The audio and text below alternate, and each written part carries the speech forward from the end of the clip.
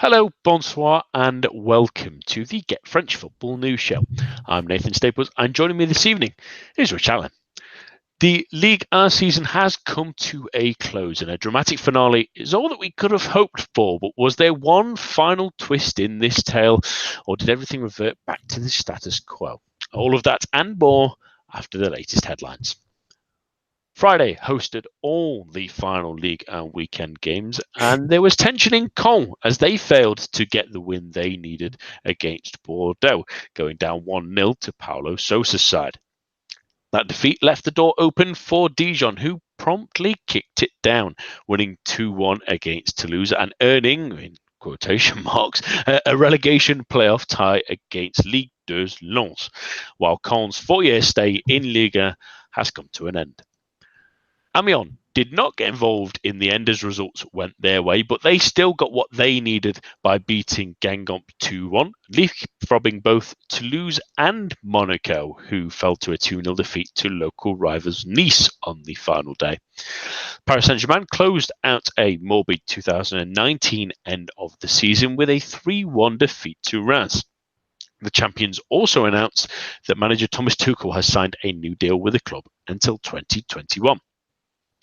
Elsewhere, Lyon finished with a flourish in Bruno Genesio's final match in charge with a 3-2 win against Nîmes, with President Jean-Michel Aulas confirming that 3 departures are likely this summer.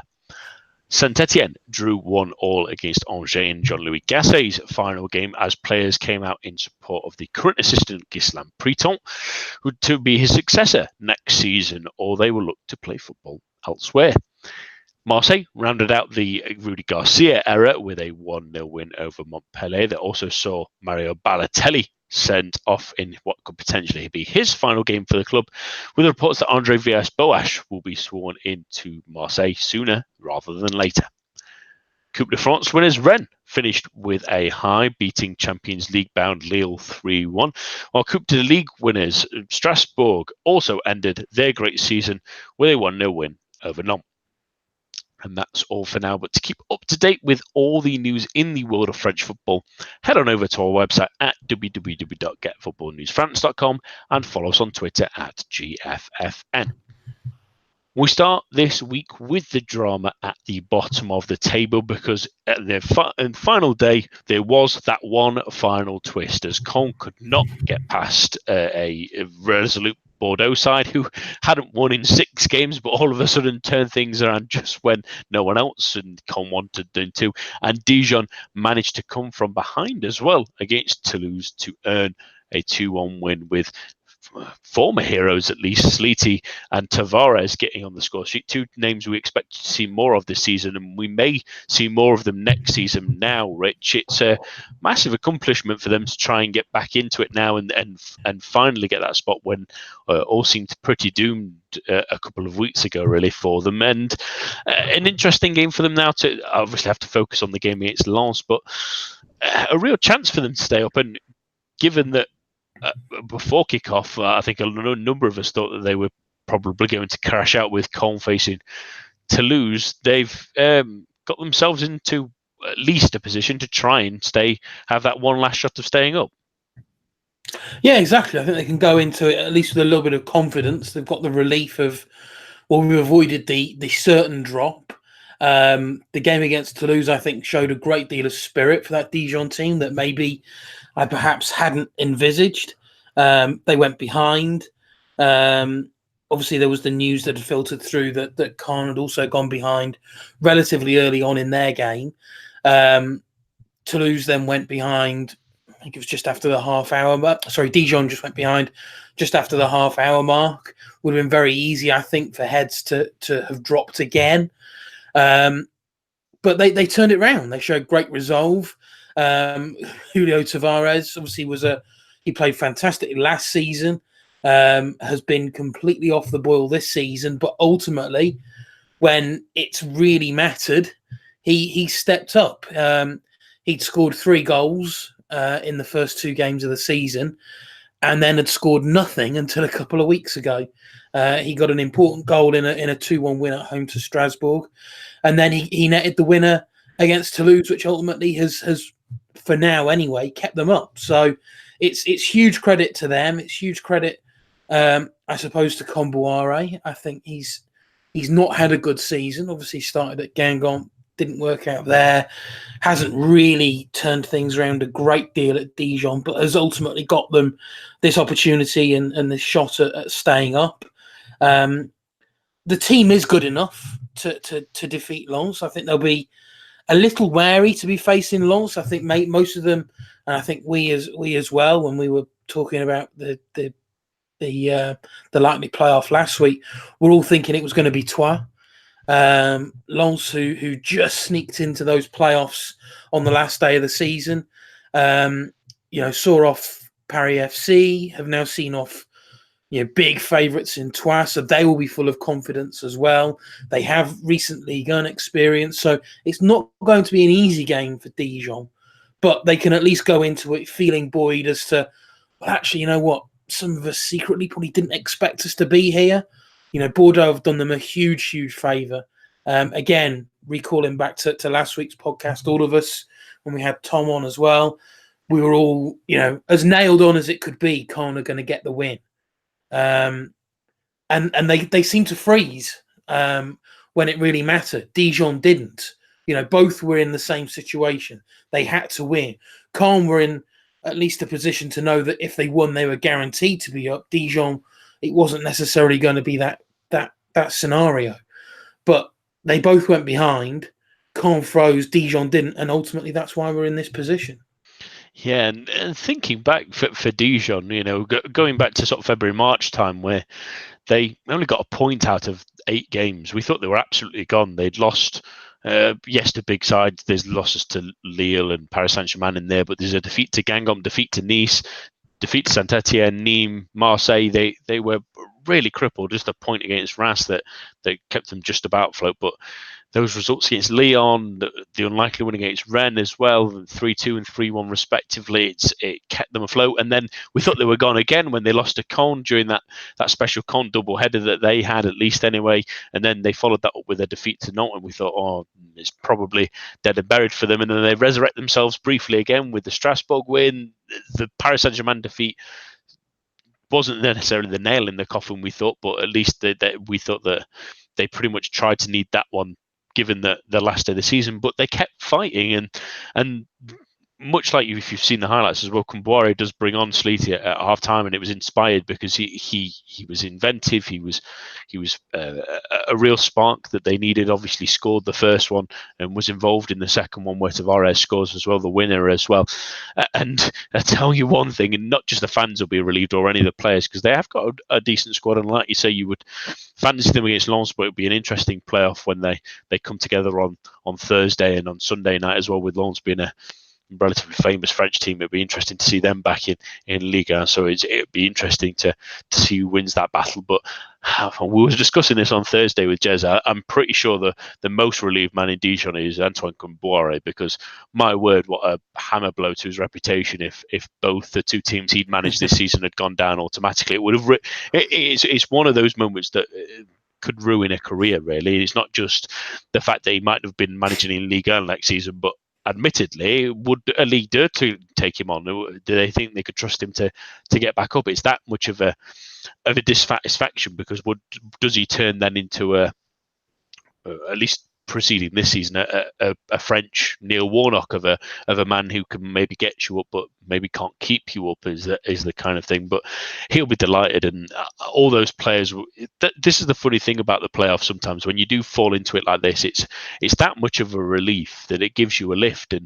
And we'll come on to the side that's unfortunately dropped out now, and in Caen, and it's a real shame for them. We've mentioned them being the sort of cockroach in Ligue 1, and we've never meant that in a disparaging way, really. More than anything, they've always been a fighter and a comeback merchant, but they lost at the final hurdle when they needed it, and Bordeaux were the side that gives them the nail in the coffee, in a team that was completely out of form. But it's a tough one to take for them. You could see it on the emotion on the players' faces, especially poor Frederic Gilbert, who's must not be able to know where to put himself at the moment. Friday night, he has the disappointment of his current team going down, and later on today realizes that his new club, Aston Villa, will be playing the Premier League next season. So he must have been an up and down weekend for the poor man. I know he wanted to stay at Con to try and keep them up, and a number of those players looked absolutely exhausted at the end of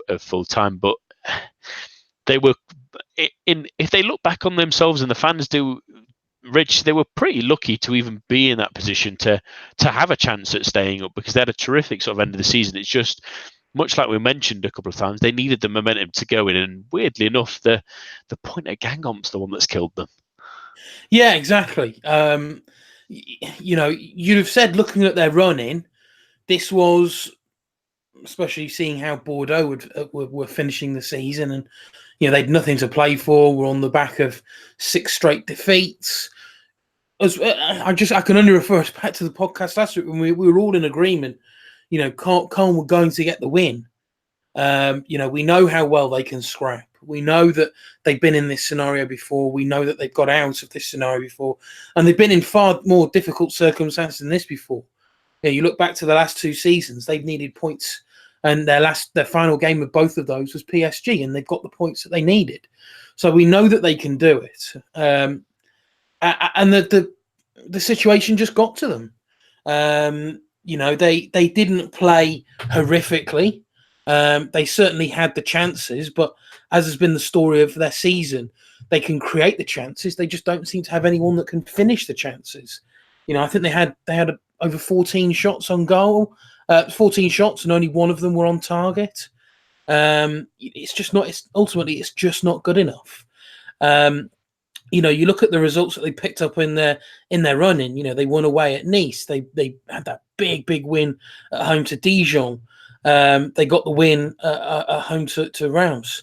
Yeah, they lost at Lyon, but similarly to Dijon, I think it was a case of, we'll go there, see if we can get anything. If it doesn't look like it, then we put all or nothing on that final game. And as I say, they seem to freeze. They just it summed up their season, really, that there was just enough there for chances to be created, but just not enough quality to finish them off. And you look at their story, and there's probably a similar story for the entire season. Last few seasons, I would say, actually, that they just struggle when it comes to scoring. They were the 29 goals I think they scored this season, and Gangon scored less. You can go back the last 2 or 3 seasons, and Colne are normally in the bottom 3 when it comes to goals scored, and it has been a problem, and they've just struggled to address it. And unfortunately, this is the season. Defense-wise, it wasn't too bad when you compare them with other teams down there. They're not standout dreadful when it comes to leaking goals. But if you've got a defense that is okay, but you've got an attack that's just dreadful, it's only going to end up in one way. So they've scrapped, and I'll use another animal analogy. It's the cat situation. They've just run out of their lives, I think, and it's going to be quite a hard season, I think, next season in Ligue. They've had, and we'll probably come on to that later in the show, but they've had now backroom shake-up. So I think they're going to be. I don't see them being an automatic return to Ligue 1 next season. I think, put it that way. No, and it's a difficult one for them, isn't it? Because they're going to lose. Obviously, we've mentioned already, Gilbert is going to go. I can't imagine some of the clubs coming up or some in the bottom half aren't going to take half a look at Brice Samba. Especially, I'm thinking if a Lecomte goes from Montpellier, surely that's the kind of level of club that's maybe. Rennes have been looking at him as well. Yeah, exactly. Yeah. He's got to be someone on the move. So there's a goalkeeper. There's an important right back. You think that some of these players like Ninga or Crivelli or Bamu was going to interest someone around the bottom of the table just because of their experience. I think Fakel Fires also maybe given himself a case for staying in Ligue 1, and a couple of teams might have a quick look at him. But yeah, it's an interesting one, isn't it? I mean, maybe GQ as well is someone who stays in Ligue 1 based on experience as well, and he can be a decent defender on his day and can play centre back and right back, which flexibility helps. But other than that, you look at the squad and it's just it's not good enough, really, for a Ligue 1 level and the teams around them. And much like you said, Rich, even though you maybe say Nice is the anomaly with their 30 goals, but the bottom three have got 31 goals, 29 goals, and 28 goals. All three of have been pretty awful this season in front of goal. And yes, Nice have that caveat. They've only conceded 35, and they've got sort of that strange -5 goal difference. But when you can't keep other teams out, as well as not being able to score that many goals, it's only a recipe for disaster. If you can see, for example, the other teams above them, you're thinking Toulouse and Monaco have sort of slipped a little bit, but have stayed just above the waterline for a considerable amount of time now. Have all managed to get goals. That's been the real key for them. The same with Amiens, even though they've not scored loads in 31. Every time they have scored goals, they tend to win games. So that's the sort of difference that happens in Ligue 1, really. And yeah, it's difficult to see them compared to someone like Guingamp, where you think maybe some of the young players might carry them through. That's maybe we mentioned it previously this season. Con maybe need to get back to that and back to the youth system that brought in, or at least the system that brought in the likes of Conte and Lamar through to the league, because they have produced some cracking players, and instead they sort of reverted to that Liga and journeyman type model this season, and it's clearly not worked for them. And it's a shame to see them go, and it's going to be a real struggle for them to come back now. Quickly on the sort of clubs that have maybe been a tad fortunate, because we'll sort of say briefly mention Amiens have sort of lifted themselves up and above these two teams, so they get a bit of anonymity for getting a result on the final day and probably being a little bit better than their 38 points tally has come to. We might talk about them a little bit later. But as for Toulouse and Monaco, for both of them, it's been dreadful seasons, especially for Monaco. A really bad end to the season. They conceded a poor penalty. They conceded an own goal as well in a derby against Nice, and they'll just be thankful to get this season over with, and that they're not in Ligue 2, and that the fact that they've not had to rely on a result on that final day of the season to keep them up, because they pulled out a bit of a stinker again. They absolutely did. It's been an absolute shocker of a season. They'll look back on, you look at their running, and it makes for pretty gruesome reading, to be perfectly honest. They'll be ever so grateful for the penultimate week's win over Amiens. Without that, they'd be in the relegation playoff. If they hadn't have won that game, Dijon would have overtaken them. But it has been a woeful end to the season. They'll be ever so grateful for that Amiens win. They'll be ever so grateful for that immediate sort of return honeymoon period once Jardine came back at the end of January. They had a really good February, 3 wins from 4 games. It's those games plus that Amiens win that has ultimately just about saved it saved a very, very hugely disappointing season from being an utterly disastrous one. Because if they had have dropped down to Ligue 2, who knows what on earth would have happened with that team, with the players, with the entire project under Rabolovlev. So it's breathe a sigh of relief. It's acknowledge what a dreadful season it's been, but now it's a case of, okay, well, what do we need to put right? And for Monaco, it's very much a case of they need to look at their transfer policy.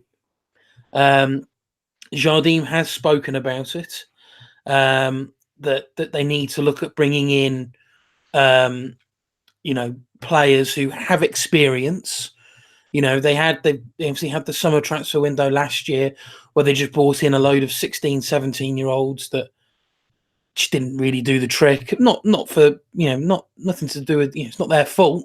They're just hugely inexperienced, and they just failed to bring in those experienced youngsters, shall we say, that they had done in previous windows. So they need to get their transfer window right. They need to offload some players. They have an extraordinarily huge list of players on their books. I think when you take into account all their loan players as well as youth players who've been signed on professional contracts, I think I read somewhere the other day they're up to sort of 60, nearly 70 players. That needs to be trimmed. That really does need to be trimmed. there needs to be a real togetherness with that squad. They need to look at their defence. They need to look at their goalkeeping situation. I'm not entirely sure Subasic will be there beyond the summer. Even if he is, I'd probably be looking at upgrading on him. The defence, as I say, that needs to be looked at, specifically in the centre of the defence. But they need to get that transfer policy right. They really do. It's not been a good transfer period. Yeah, okay, they brought in a couple of good players. I quite like the Ballo-Touré move in January. Fabregas, we'll see how that works out. But there's plenty of work, I think, there to be done. So it's going to be a very, very interesting summer, I think, on the Riviera. Yeah, really, and it's a strange one, isn't it? I think the look they had when they won the league title is the fact that a lot of the young players that were part of that squad were already 2-3 years into the team. You think of the real key ones in Bernardo Silva and Fabinho.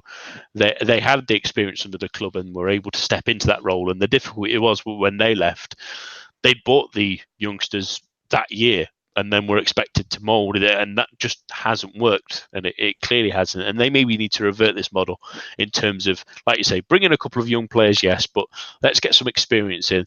Let's set that a season, at least after this one, is going to be a rebuild again a little bit. You might not make Champions League football, but aim for maybe Europa League football, that sort of aim. I know Monaco's owners won't like the sound of that necessarily, but it's all about a building process for them now and making sure that they can get to a stage where maybe next season, where Golovin and other players, Ballo-Touré, like you mentioned, and others have had 2-3 seasons. I'm thinking Pietro Pellegrini as well, who's not played an enormous amount of football yet, but he's still a young player in their squad and will have the experience within the club at least at that time.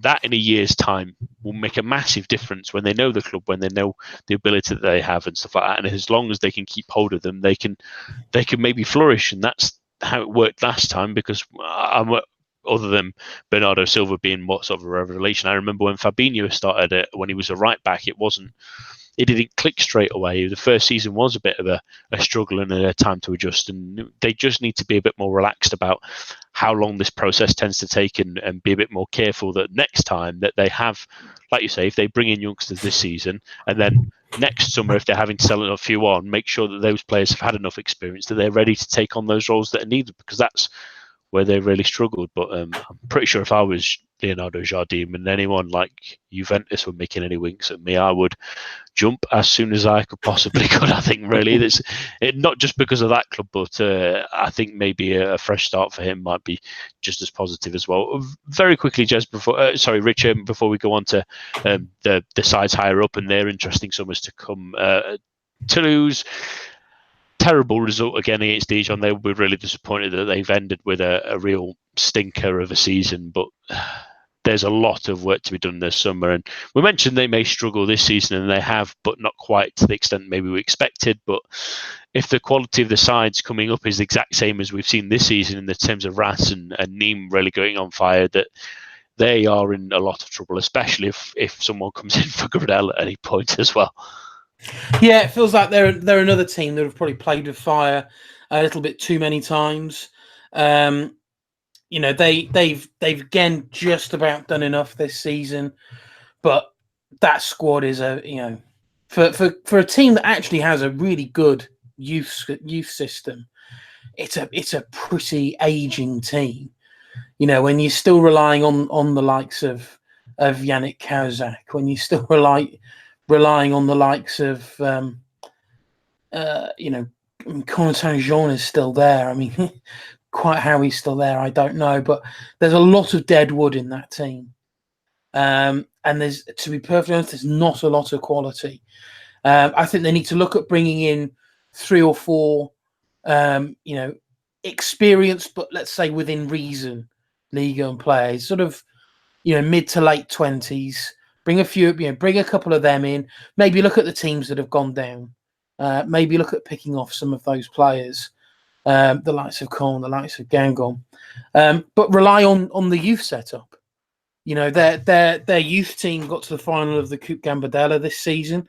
There's a lot of very exciting young players in that team that are going to be, at the various youth tournaments, be it Toulon, be it the under-20 or under-21s this summer. Maybe rely on some of them. There are some really, really good young players, sort of 16, 17, 18. Maybe give some of those a go. Not too many, but integrate one or two from the start of next season and just see how well they can do.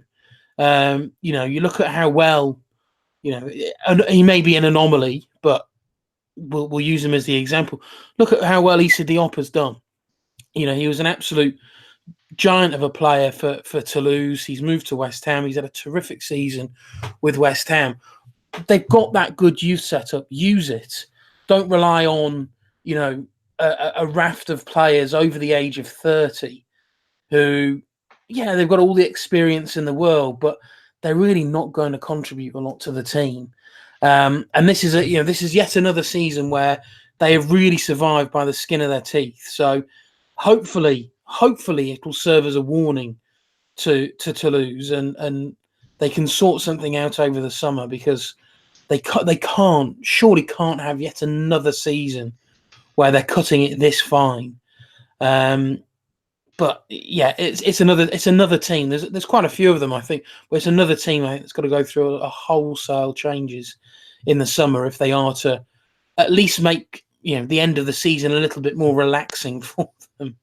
Yeah, I can't see them really keeping Casanova. I mean, we'll keep our ears to the ground for the next couple of days or so, but I can't imagine his uninteresting football is really going to stay on. Really, the club have been awful this season, and like you say, it feels like a little bit like a team of mercenaries. And I don't want to really insult any of the players like that, because I'm sure they play as hard as they can do, and they're earning a good wage for it. But it just feels like a collection of players rather than a team, really. And it has done all season. And it's just, they're glad that Max Langradel is a really incredible version of that, really, for that level. I mean, he really should be playing at a Europa League club minimum, really. And wouldn't be surprised if a couple take some interesting glances at him this summer. But the interesting thing for Toulouse as well is they're not awash with money, and because of the way they're destructing the club, he's the only sellable asset, really. There's not a young player there that's really grown an enormous amount. I mean, there's players like Manu Garcia, who's been on loan from Man City, who's saying he won't be back. So that one's done and dusted. So in a way, the way they bought in the summer and in January was a real risk, because they've got no sell-on players, really. And in theory, if they want to make any business this summer, they may have to look to sell Gradel and then build from there, because you think, like you mentioned there, Rich, like Corentin Jean and others like maybe Lea Seiko, if you were trying to move them on, who's going to buy them? And who's going to buy them for any kind of money that's going to be able to be reinvested in a considerable way? So yeah, take a risk next season. Try a couple of young players. Let's see if they have something, because that's the only way they're going to really improve now, because it's a bit of a mess, really, to be fair, and they're going to be incredibly lucky to stay up next season. Before we move on, just quickly, a note that we missed on Colne, that Fabien Mercadal had left the club at the weekend, which we didn't mention, so that they are looking for a new manager, and it won't be Roland Courbis, who's moved on as well. Unsurprisingly, he's thought, I've not been able to save them. I'm the quote-unquote Ligue 1 saver, so I'm going to head off and be a pundit again. So nice to see that he stuck around when finally would have been offered the complete reins, but it's not entirely surprising, I suppose, is it? On to three interesting summers from three teams that have had good to bad seasons, really. They've all had interesting moments. I think the perfect way of summing up all three, really, is here. But starting with PSG, they've won the league title at what really is, they've sort of got to the 100-yard mark and decided to run backwards from the look of things of a marathon, and they tripped over a couple of twigs, and they've taken a couple of they've almost sausage rolled over the finish line, really, in pretty embarrassing style. They were humbled, really, at Rats, even though they did push them in the second half. But some devastating goals, some terrible mistakes from two Italians, really, who've been pretty bad this season. I can't believe Verratti's in the team, but in the team of the season, and Buffon has not had the greatest season in Ligue 1, which is a shame for such a grand keeper. But there's a lot of things to figure out. Like we say in the intro, Rich, they've offered Tuchel a new manager, a new contract. He's there till 2021, which is reportedly weakened the position of Antero Henrique that wanted him gone and wanted Mourinho in his place. Supposedly he's having a meeting in Doha later this week. Some of the moves have been stopped, or at least targets they were looking at has been halted for the time being as the paradigm looks to shift again. It's a bit of a mess. Again, we keep mentioning every week it's a bit of a mess, but at least at this point it seems like a mess that they're trying to resolve now. It does. I think what was quite interesting was listening to Robbie Thompson, who is he's the producer and presenter on This Is Paris, which is PSG's sort of magazine show, if you like. Listening to him on the Ligue 1 podcast, he was saying that basically took this contract extension had actually been agreed way back. You can take this pretty much all the way back to the Coupe de France win. The Coupe de France final, and that actually that this had already been agreed back then. But of course, they lost the final. Didn't want to announce it off the back of bad news, and have sort of left it drift on and on and on. And obviously, these rumours about Tuchel's future came about. He had the press conference after the game where he was saying things like, "Well, do you guys know something that I don't?" And all along, apparently, basically, he'd forgotten that this contract extension had been agreed. But it's all very peculiar. It wouldn't be PSG if there was sort of things to complicate things and things to cause some confusion. It seems for the giant that they are, things don't seem to ever run particularly smoothly.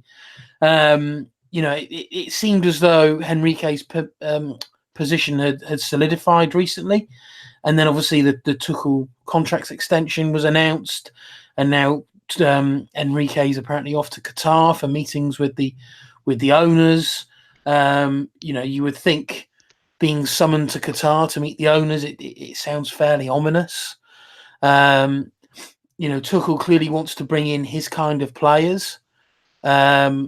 And again, if I refer back to what Robbie Thompson was saying on that podcast, was he's expecting PSG to play very much his way, Tuchel's way next season. This was a bedding in season. He very much expects Tuchel to get more of his own way next season in terms of how the team plays, the style, and obviously that filters through to the transfers as well. We could probably have an entire podcast talking about PSG's transfer policy, but we know, we won't go into detail on it, but we all know where PSG need to strengthen. Now, that has been the case for the last few seasons, and they've not addressed it. You get the feeling that, this is quite a good and firm statement from the club that they are backing Tuchel. And obviously now with question marks over Henrique, question marks whether Leonardo is going to be brought back into the fold, whether he survives as sporting director at AC Milan.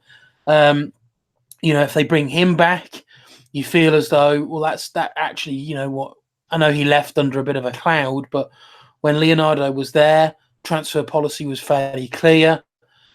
He's someone that players respected, and it seemed to work very nicely. And I think since Leonardo left, and El Khelaifi has taken on this more active role, shall we say, in terms of transfers, that's when things have started to become slightly confusing, slightly complicated, slightly disappointing even in the transfer market.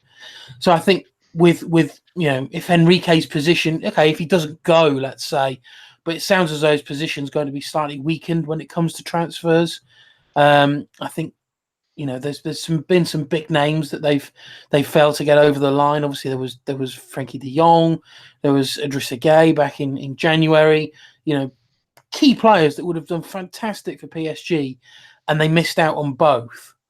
How much of those circumstances would be on PSG's control, we'll debate for some time, I'm sure. But ultimately, PSG are a global powerhouse, and they couldn't get those two transfers over the line. They're two big money transfers back last summer and in the winter transfer window have been disappointing. Tilo Kehrer, don't think has been very good. Leandro Paredes has been even worse than that. So it's I'm going to be very intrigued to see what happens with this Henrique meeting in Doha. There's rumours coming out tonight that Gattuso actually is the man that could be leaving AC Milan. So I'm fairly certain if Leonardo was on the market, Henrique would probably be sweating quite a lot, because I think PSG would jump at the opportunity to bring him back. Yeah, these managerial structures sometimes boggle the mind. I don't understand why an owner doesn't get a sporting director, and a sporting director goes, right, I need a director of football and an Antero Henrique sort of form and a coach like Thomas Tuchel.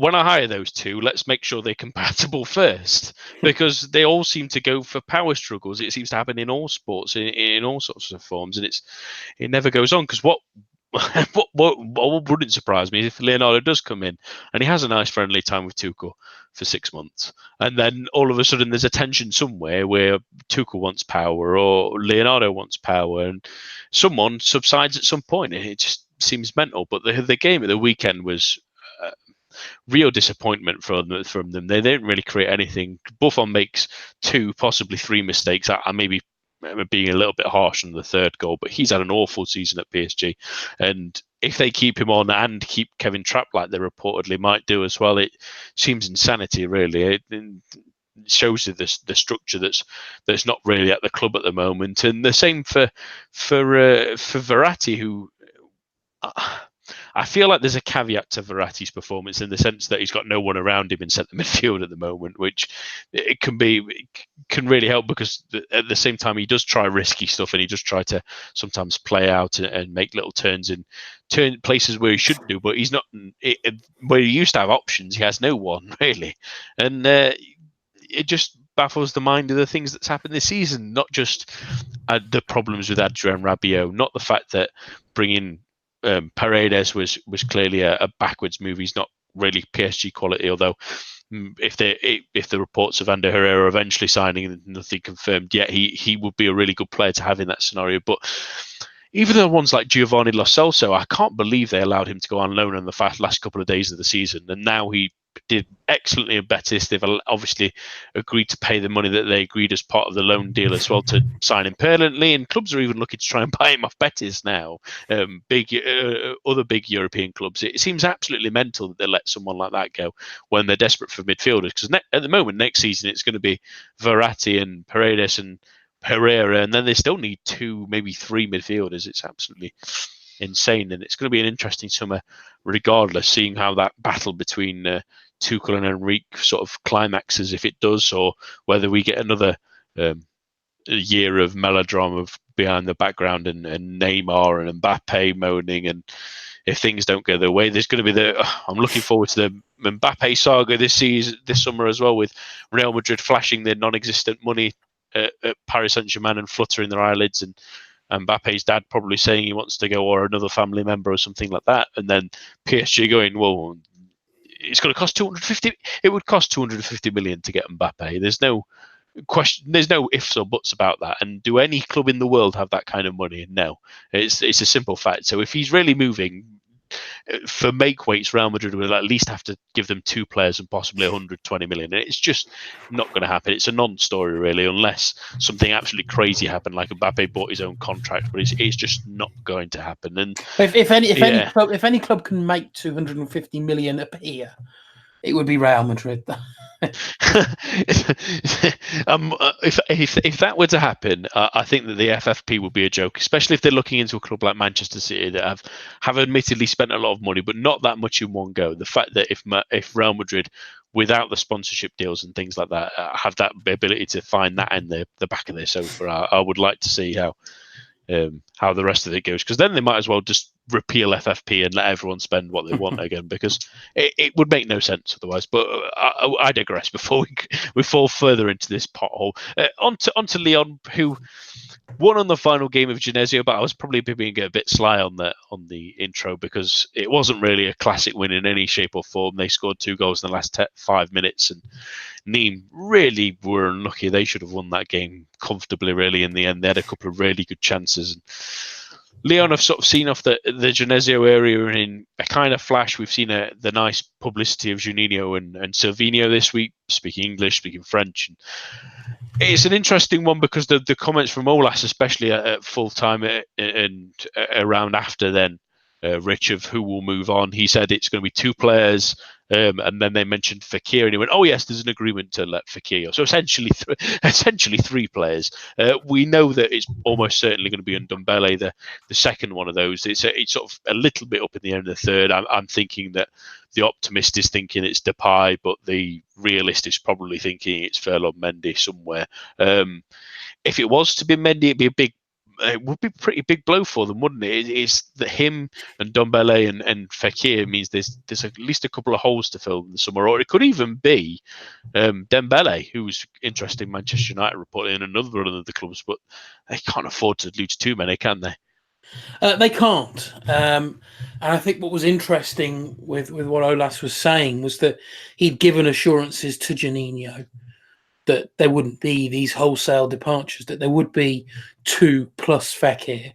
Now, they can cope without Fekir. I have no doubt about that. I think one of the reasons that Houssem Aouar perhaps hasn't had a stronger second season as he could have done was the fact that Fekir has been there.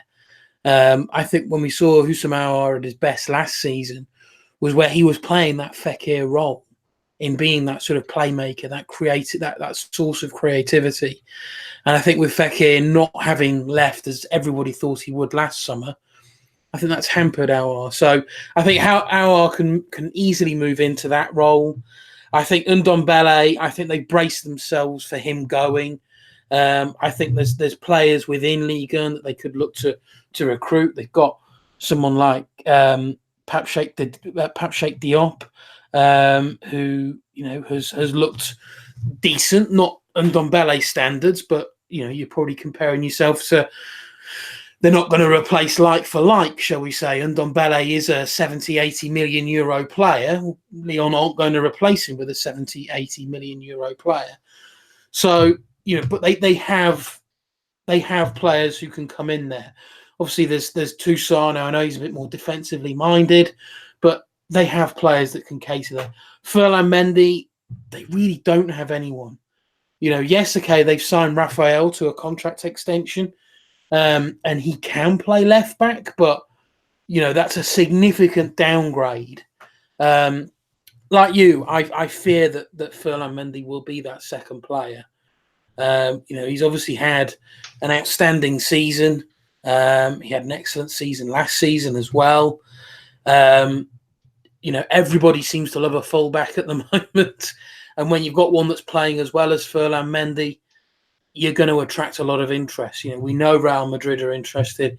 There will be a whole host of other clubs who will be looking around for him. So I fear it will be him. That could be a big blow. That really could be a big blow. I think Depay will be the player that they'll try and offload, because I think they can afford to lose him. Bertrand Traoré seems to want to stay. Maxwell Cornet has made some interesting comments recently. I think he's actually finished the season really strongly. Made some comments about the fact that he's been rumoured to have been wanting to go. He's come out today and said, look, I categorically say I've not said I want to go. We actually went to see Olas in January to talk about a contract extension. And basically those discussions never went anywhere. So he doesn't appear to be wanting to be pushing for a move. Dembele, I think, will be an integral player next season. I think he's been hugely important this season, but has sort of not been able to sustain a regular position in the team. I think that will change next season. I think he's been fantastic since his move from Celtic. I think 23 goals in all competitions this season, I think, represents an excellent return for a first season in Ligue 1. So I'm expecting more of the same from him next season. I think it's easy to forget after the seasons that he'd had with Celtic and obviously Fulham before that, he's still only 22. He's gone to the under 21 European Championships. I've no doubt he'll make a success of that. He will get a lot of interest, but he is a player I really don't think they can afford to lose. I'm really looking forward to next season seeing what Dembele and Martin Terrier can do as a sort of forward duo for Lyon. So as it seems to be every summer with Lyon, there's fears and rumours over a whole host of players leaving. Now Olas has obviously now gone on record to say that we'll only be losing 2 big names. Now I think it's important that he said big names because he'll always be able to hide behind. Well, who are you to define what big means? To us, big will mean Maxwell Cornet. To others, Maxwell Cornet won't be deemed as big. So, although Olas has said it'll be 2 plus Fekir, I don't think we take that as gospel. Let's put it that way. I think there is the potential for more. You would hope not. You would hope that with Juninho coming in, with Silvinho coming in, you would hope that they're given as good an opportunity as possible to make a go of seeing whether they can challenge challenge PSG. That's been Olas's hopes for a long time, is that he can get the team challenging to near the top. And hopefully Olas also recognises that the only way you're going to do that is keeping hold of your best assets. So, we'll see Fekir go, we'll see Ndombele go, and we will see another go. I suppose the key for next season for Lyon is who that another is. Yeah, it's going to be interesting to see what happens because, like you say, that I think Maxwell Cornet is maybe a forgotten man because even if Fekir and Depay were to go, you would probably say the starting 3 up front for Lyon would be Dembele as the central striker and Bertrand Traoré on one side and Terrier as the other winger. Really, he's sort of in a strange position where even if he does stay and sign a new contract, he's probably still backup. I don't really want to upset him in any way of saying that, but that's what Lyon fans will be thinking, at least, unless he really goes on a tear, which he has been good in the big games. He was good in both the games against Manchester City, but he's not really shown much else this season. So it's an interesting position for someone like him, and yeah, it'll be interesting to see how many they can keep if they can bring in some centre backs. And like you say, it's in a strange way, even if they lose on Dembele, I don't think it's the end of the world because he's a fantastic player. I think he's got a great engine on him. But the matter of the fact is other than maybe he creates the hockey assist, he doesn't get a greater number of assists. I think the goal of the weekend was his first Ligue 1 goal, wasn't it? I think he's scored in cup games. It's certainly his only Ligue 1 goal this season, I think. So he's not really a great scorer from midfield either. So in essence, while his presence is great and the work ethic is going to be difficult to replace, they can replace him in different ways, at least in terms of Aouar being creative in front of him, adding to Fekir and possibly him getting goals as well. And if they can get a midfielder who can get 5-6 goals and contribute to a box-to-box, they're probably not going to miss him as much as they think they will, whilst not denying that he'll be a great asset to whichever new club he ends up at. But going to be an interesting summer for them. Like you say, a new manager getting his feet under the table, getting their style and making sure they doesn't lose too much, because if he does, he's got a real problem if some of these other clubs, like if Marseille spend big and get it right, or if Nice get investment and they start building a team, or if Lille can keep on to more players than we think they can, or some of them can make the step up after Pepe's departure. It could really, or if Saint-Etienne can continue their momentum, potentially it could put them in a bit of a hole. Talking of Marseille, the Rudy Garcia era ended with a 1-0 win, but it's not really the talking point in this one, really, because it's, from the looks of things on Instagram, at least anyway, those that follow Mario Balotelli, it looks like it was his final game, and it was kind of the classic Mario Balotelli send-off in terms of it being a pretty miserable performance ending in a red card. Yeah, just when you thought that side of Balotelli had gone, he goes and does that. It was it was Mario Balotelli, as everybody seems to know him. We've sort of over the last 2 seasons or so, we've grown accustomed to a slightly more responsible Balotelli, a slightly more reliable Balotelli, but he just makes sure that the old Balotelli that's still there. It was a silly challenge. It wasn't overly crazy. It wasn't overly dangerous. It was just silly. He didn't need to do it. So he leaves under a bit of a cloud. Who knows what's going to happen next season? I know there's a big campaign for him for Brescia to sign him and sort of bring him home, so to speak. Now that they'll be in Serie A next season again. But who knows? You can never tell with Balotelli. I mean, one thing that is certain is that if he doesn't stay with Marseille, they simply have to recruit at least one new centre forward. Balotelli's goals since he joined in January are probably the only reason they even had a sniff of Europe, if I'm perfectly honest, because, performance-wise, it hasn't been great this season yet again.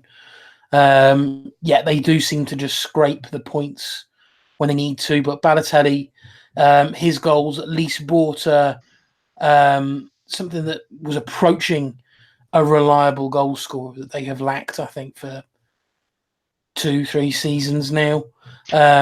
If he goes, then that's another area that they've got to recruit in. We already know where it's the same as PSG. We've gone through it so many times where Marseille need to recruit. It's blindingly obvious to everyone. They've got to do it this summer.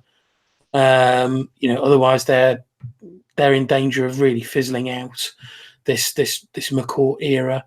But if Balotelli goes, that just adds to the problem of whoever the new manager will be at the Velodrome, because that's another position they've got to recruit. And yes, they'll be able to spend money, but you have to think, they got a little bit lucky, I think, last season with, some of the funds that they got, Anguissa going for 30 million. In terms of players departing, their only big money likely departure is going to be Thauvin.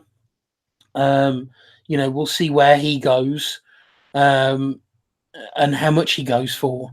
Last season before, Marseille, I think, probably could have commanded sort of 50, 60 million for him. But, he's another year, 18 months older now. He's had another fairly solid season. It's been nowhere near as spectacular as last season. But I don't think, I think, if I'm perfectly honest, I think they'll be lucky to get 40 million for him.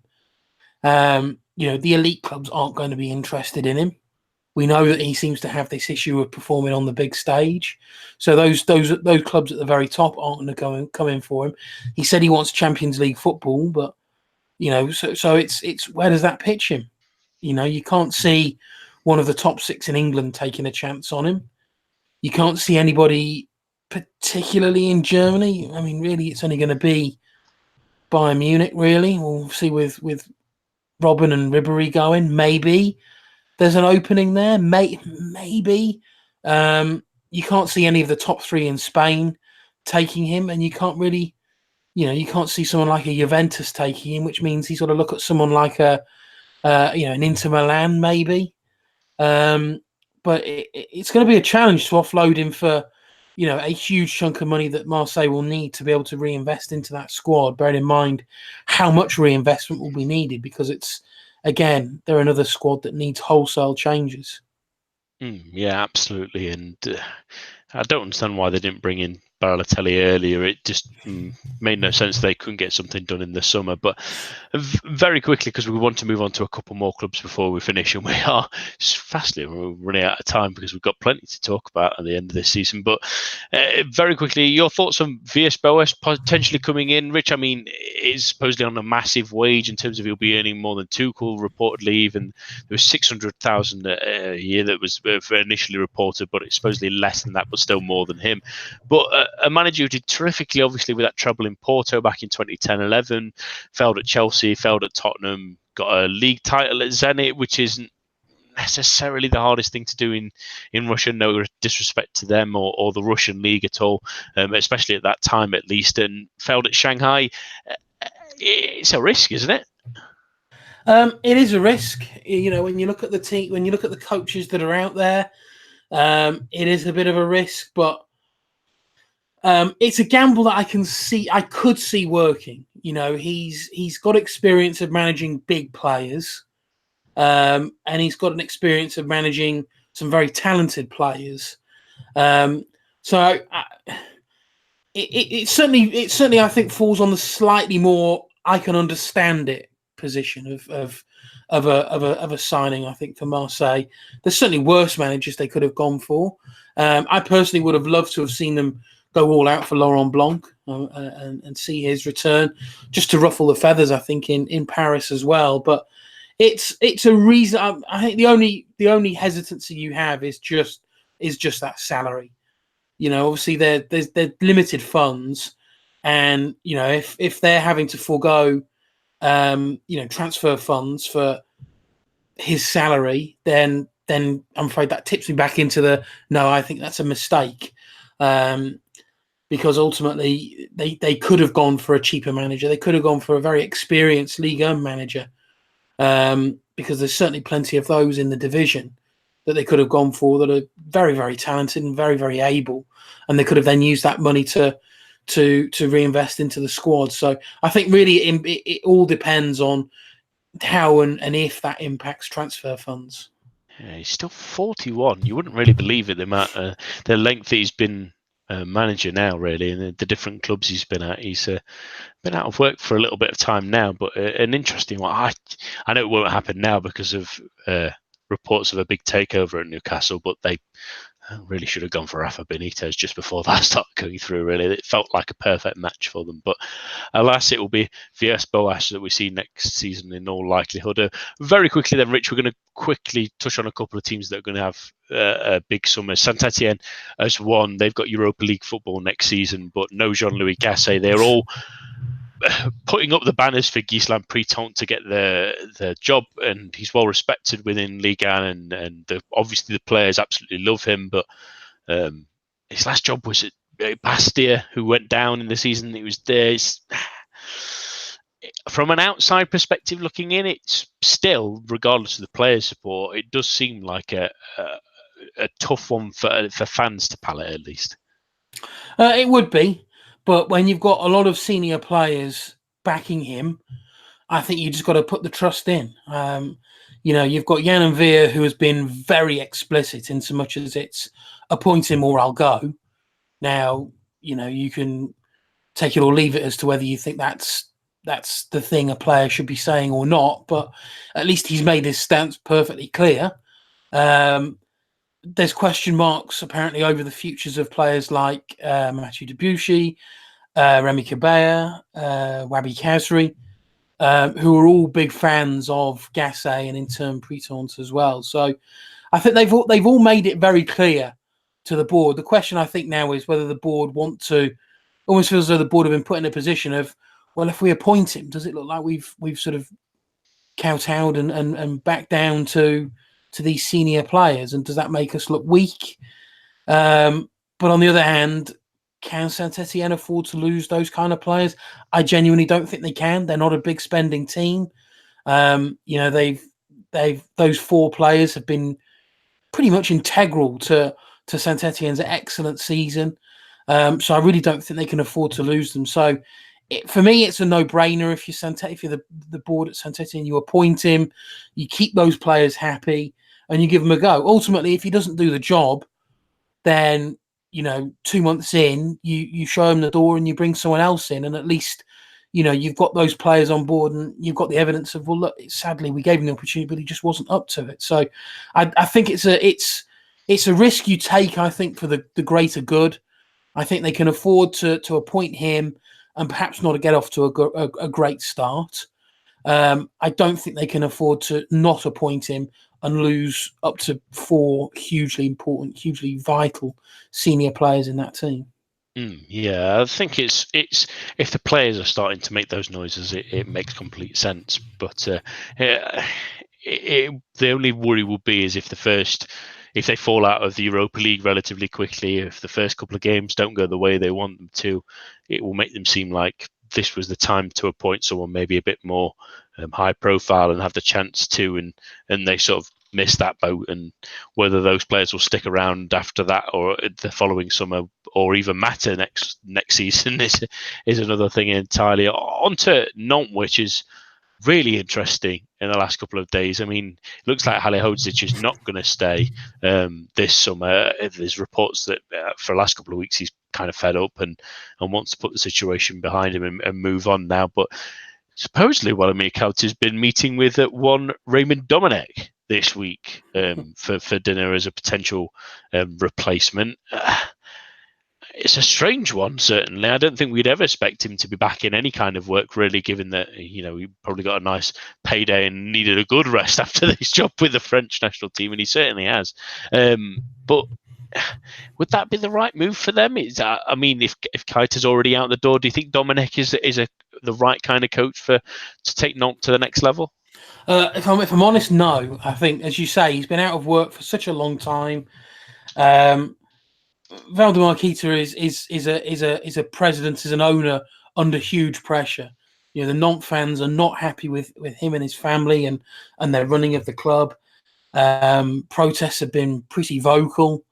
And I think an appointment like this, he may think, it's a big name to appease the fans. It won't appease the fans. I think there's 4 names I read that have been linked with the role. Bear in mind, Halilhodžić hasn't actually gone yet, and Kita has come out today to say, well, look, ultimately he's got a contract. If he wants to leave, of course, we'll have those discussions. But for now, he's here. But it's Domenech, it's Bruno Genesio, it's Sabri Lamouchi, and it's Michael Landreau. Now, Landreau, in his first coaching job, didn't really do a particularly fantastic job at Lorient. They were unlucky to miss out on the playoffs in Ligue. Lamouchi obviously been out of work since being sacked at Rennes, but ultimately he got them into Europe. Domenech, who we've touched upon, and then Genesio, of course, we know about. So there's some big names in there, but you can imagine that these have been put out by Kita himself to say, well, look, I'm talking with big names. So you can probably imagine that neither of those coaches will ultimately get the job. But Nantes have shown signs this season that it's not going to take a huge amount to necessarily turn things around there. I think they had a good run. Certainly since the turn of the year, they've been in some decent form. So we'll see if what happens there. But Kita is certainly a man that's going to need to get the next appointment right, I think. Yeah, it feels like Raymond Domenech is the perfect move for one of the more vilified chairmen in the season. Let's pick one of the most hated football managers in France and stick him at the head. At least his eyebrows would be entertaining to see again more than anything, I think, rather than any football or any love from the stands, at least. But before we finish then with you on, Rich, we have to finish on Rennes, really. It's been an excellent season with the Cup, and they finished with a nice flourish. Great to see them play young players as well. It was great to see the youngster, I'm trying to remember his name off the top of my head. Camavinga. Yeah, he was excellent, wasn't he? 16-year-old. Yeah, and he almost grabbed his goal near the end as well, and he got absolutely sized down by Araujo at the end, and rightfully was straight red carded, and Bayern Young got a standing ovation as he deserved. He's had an excellent recovery season, but there's still a little hint of uncertainty over the summer for Rennes, isn't there? Yeah, so Julien Stéphan was brought in back in December. He was brought in as caretaker very swiftly. After a great start, was given a permanent contract to 2020. Within that was an agreement for an automatic extension for a year if he got the club to finish 7th or above. They finished 10th, but obviously got the Coupe de France win. First win in 40-odd years, first trophy in 40-odd years. European football as well next season. Julien Stéphan, it appears now, doesn't actually have a particularly great relationship with President Olivier Leton, and it's more about the direction of the club and transfer policy and his own relationship and interaction at sort of everyday club level. I think Stéphan very much wants more say on issues of in those regards. And so there's a bit of hesitancy over whether he will stay or not. The club have come out supposedly and offered him the 1-year extension anyway. Obviously, I think for me it's a no-brainer considering what he's done for the club. So it's perhaps put a little bit of a taint on the end of ultimately, 10th place doesn't look great, but I think what Stéphan has done and obviously the cup success has probably been on the more successful side of things. I want that as a Rennes fan. I want that to be sorted quickly. I want Stéphan to be part of Rennes going forward. I think he's been fantastic. Ben Arfa, as ever, seems to be at the centre of these issues, and obviously Ben Arfa has come out in the last couple of weeks and sort of slammed the style of Rennes, and I think Julien Stéphan was just a little bit disappointed that Olivier Leton didn't come out straight away to sort of admonish Ben Arfa, who's very much seen as teacher's pet when it comes to his relationship with Leton. Leton eventually did come out and sort of apologise, say, yeah, I should have said something sooner. Hopefully, with Ben Arfa almost certain to leave the club this summer, that issue goes away. Leton and Stéphan can repair their relationship and Rennes can move on for the better. Yeah, absolutely. Let's hope that does, because it feels like we're repeating a track, but I think certainly for the first time in a long time, we've got a Rennes team that maybe looks like it's exciting, maybe looks like it's going places if it can hang on to a couple of these really great players that they've got at the moment that are really playing on form under Stéphan, and it'd be a shame to see that go wasted. Just before we finish, I just want to mention a great stat that I saw from our Twitter feed yesterday, which was the average percentage of capacity filled for home games in the Ligue 1 this season. PSG obviously at the top with 98% because you're guaranteed to get goals and there's plenty of tourists in Paris. But second place is 97% is Strasbourg, which I think is terrific. A great representation from a club that's determined to have a real long stay in Ligue 1 football. And it's going to get European football next season, so I won't be surprised if that's even better. And then Amiens with 94% as well in third, above Lyon, above Marseille. Great support from both those clubs and great to see them staying in Ligue 1 as well as for next season. That's all for this week. My thanks to Rich and all of you listening at home. There's no preview show as there's no more games to look at on Thursday. So the main show will be back for the final time this season. Next week, it will be our awards. So get ready, get all your suits ready, get the red carpet smiles ready, because we're going to be all glammed up for the same time, same place next week. A bientôt and goodbye.